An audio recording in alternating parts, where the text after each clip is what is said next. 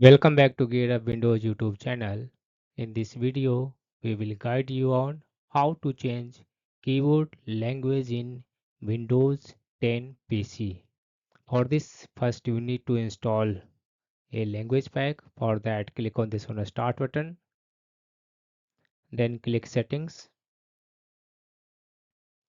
In the Settings window, click on this one Time and Language option. Then select Language in the left sidebar. On the right, click on this one Add a language.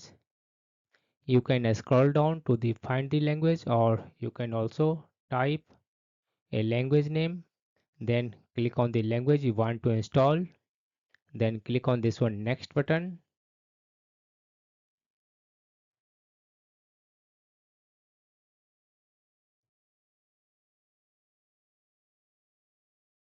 Leave these all details by default and click on this one install button.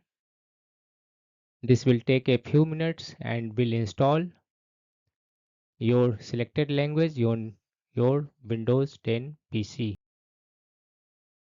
Once language package installed on your Windows 10 PC, you will see language changing option in the taskbar. Click on this one language, and now you can select your preferred language for your keyboard. Just click on this one. Now you can type in your language in all the supported application.